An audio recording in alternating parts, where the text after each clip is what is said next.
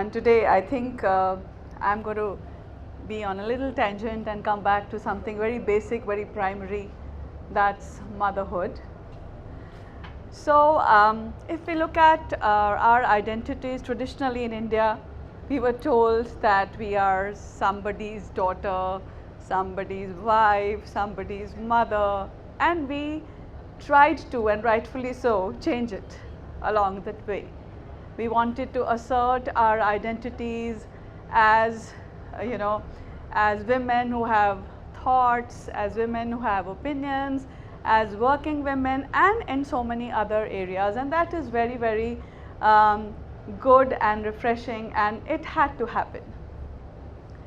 So when I talk of myself, amongst the many identities that I carry within me, I really cherish my identity as a mother, mother of two delightful children. At the cost of sounding very partial, I'm saying that.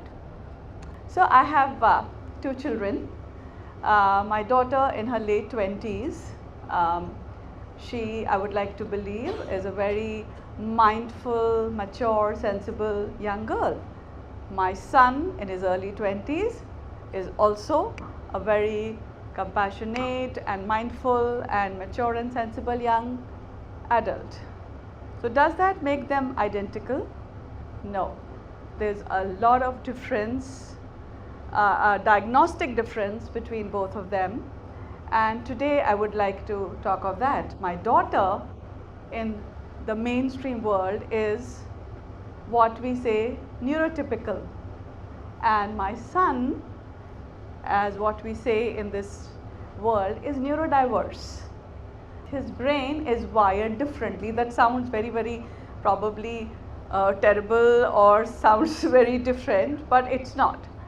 So two people, very similar and yet very different. So the journey of motherhood is, it's not complicated, it's not difficult. It's probably challenging, but very, very heartwarming, and it's worth it.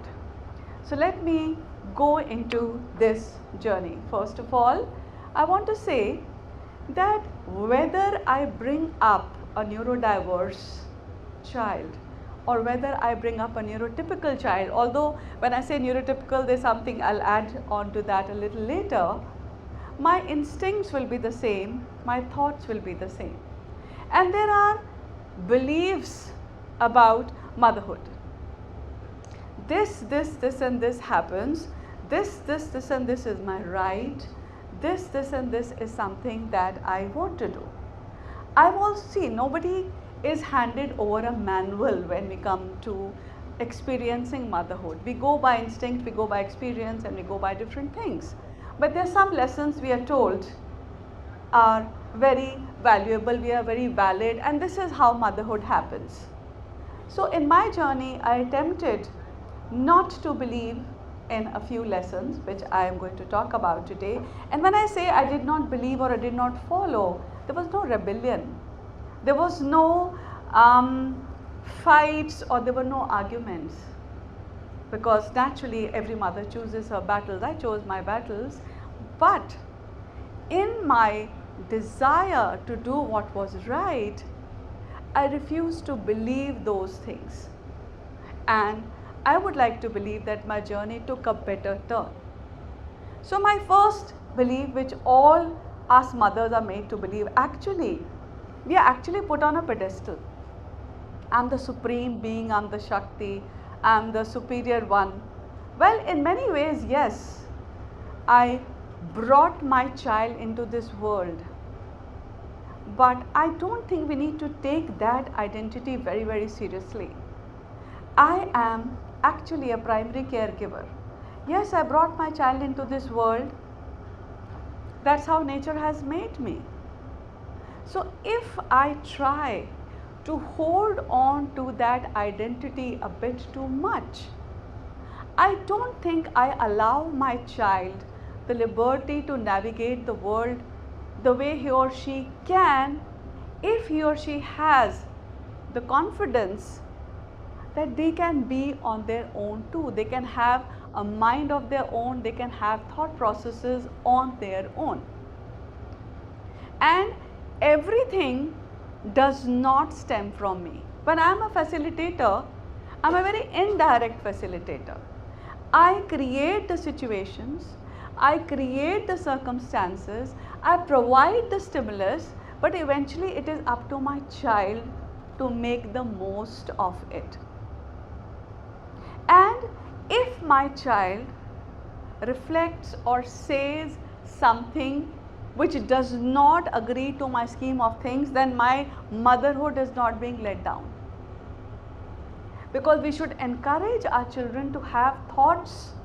All these people who spoke before me, probably when they were taking risks, probably conventional wisdom told them don't do that.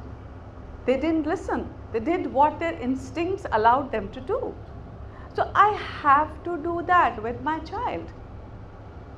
When my neurodiverse child one day told me after COVID, when I lost my dad, obviously you know how things were. So a year later, like it happens in families, so we do a kind of ceremony, a puja, right?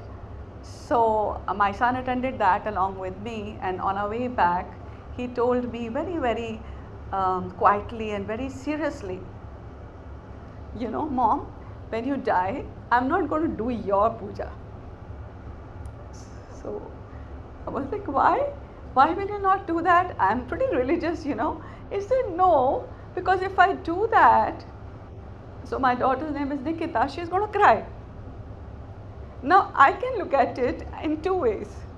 I have given my life to this child and he thinks that he will not do such a such thing for me, or I can actually celebrate his thought process. End of the day, so he is diagnosed as he has autism. So when you have autism, you have very different thought patterns. I celebrated that since he is very fond of his sister, he would ideally avoid a situation where his sister would get upset. So my supremacy as a mother was not threatened. Last month, I took him to his nutritionist. He is a big, he plays golf and he's completely into fitness. So the nutritionist told him, let's add some junk into your diet also, because you eat very specific and very healthy food. He said, no, don't do that, because when I was small, my mom fed me so much Sprite and she fed me so much of Jim Jam biscuits. And she told him, no, but she must have done that because probably it made you happy. He said, no, she knew it's not good for me. I did not know back then. Again, my supremacy is not shaken. Again, I have a reason to celebrate that my child has the ability now to understand, interpret things in different ways. Does that mean that I am not respected? Does that mean that my position is shaken somewhere? No. You might think this is something very minor, but in our day-to-day lives, we end up doing that.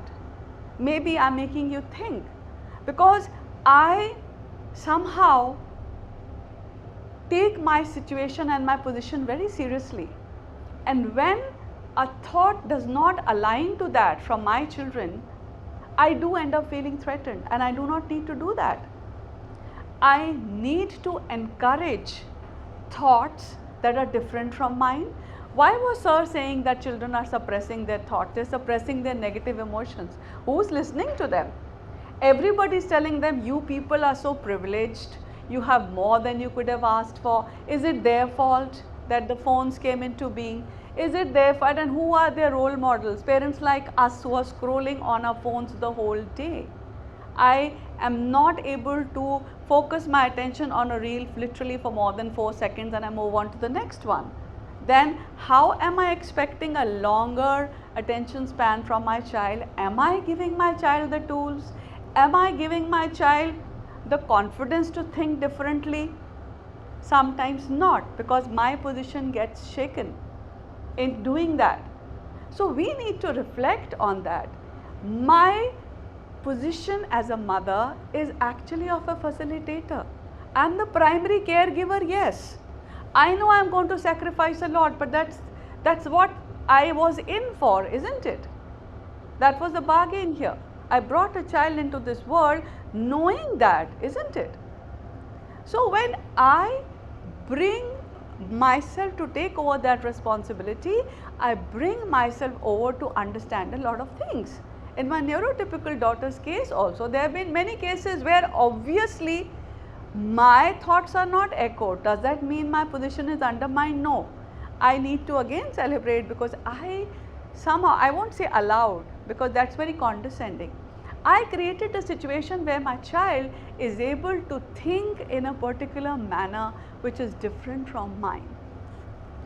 Let me come to the second lesson which we as mothers know or learn or take it as an entitlement. I'm sorry. That is, my child is here to do me proud. Always. That sense of pride in every achievement. I know I need to feel happy, that's there. But it's not my achievement, it's the achievement of my child. My child is here to do himself or herself proud. My child is not here to do me proud. The day I delegate that joyous feeling to my child, I hope I'm resonating with the mothers and the fathers here. And it is not about motherhood versus fatherhood. It is about how generally we need to look at these things. Because the day I feel I helped in creating this situation, this circumstance, maybe this opportunity also for my child, but the pride is his or hers. The act of success is his or hers. In my journey as a neurodiverse parent, obviously you are running against a wall. Obviously you have to do your job as well as spread awareness, as well as counter so many challenges. Well, that's what I'm supposed to do as a mother, isn't it? So when his achievements come up, they're not mine, they're his. And I celebrate probably the fact that I could create these situations for him, or I could probably be a back support, a reassuring smile, a pat in the back, you can do it. This is what the mother's role ideally is. That is how I perceive things. When my son started on his journey with his autism, my very basic requirements are very simple. The other day somebody asked me, what did you aim for? I said, I aim for toilet training. Because when you have a special child, it's delayed. That's it. Other things fell into place because I was probably trying to do that 100%. My son went on to win a lot of laurels. He is India's first fashion model with autism. He is a graphic designer. He's created the CSR logo for Tata Power. He works with Thomson Reuters. He's a writer and he's a speaker. He's a 4-time TEDx speaker. So my pride, that's for him. Where is my pride? My pride is in having created an ecosystem where he felt that he had dignity. I created that ecosystem where he felt he can be seen and heard, and that's it. And that holds true for my neurotypical daughter also. So because if you have such a dynamics at home, obviously there's a sibling, and obviously the sibling has his or her life too, his or her aspirations, requirements, needs too. And every parent balances out. I did not do anything exceptional or extra. But what I mindfully kept in mind is, I do not actually take over everything. If I were to dictate the relationship between the brother and the sister, which I did initially to the extent that, all right, you should say this to him so that he replies this to you, so that he understands the social fabric. When you play with him, you should start the play like this, because this is the technique I want him to earn or learn. But if we had continued like this, I would have been somebody who controls the relationship between the siblings. They have a completely independent relationship on their own, and most of the times they're ganging up against me. Isn't that isn't that amazing? Because if I had started on that note, so you did this, you do that, no, you have to do this, you have to do that, obviously that happens in the beginning, anything that starts. But it should not end like that. When mothers think or tell their children, you did not tell me, I think we need to rethink. They know what to tell us. And if they are not telling us something, we need to reflect on that. That's my learning, my understanding as an educationist who handled high schoolers for the longest time. With their raging hormones, they have thoughts of their own. I mean, this young man has broken up with his girlfriend and I want chemistry marks. It doesn't work. So I have to understand everything. And if the marks are not conveyed at home, again, I as a facilitator and the parent need to think. We need to create that confidence in the child. That look, this is what is happening. I'm not happy. I'm not in the right frame of mind. Again, I refer to that. I'm suppressing so many things because I assume nobody understands. So when there is an achievement, it's the child who is proud of that.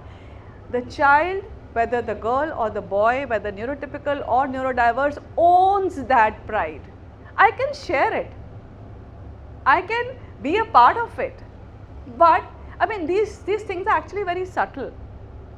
And this subtlety and understanding this subtlety has made all the difference in my scheme of things, and I'm sure it will too.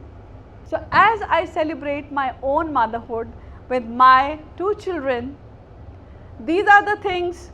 I might sound like I'm a mother. How could I, talk in a way that it brings me down from the pedestal of motherhood? Let me tell you, this is what brings me closer to my children. This is what can make us all have a beautiful relationship with our children. And I really hope that any of the thoughts I said with you was not jarring, and I hope most of the thoughts were aligned to what you think. Thank you so much.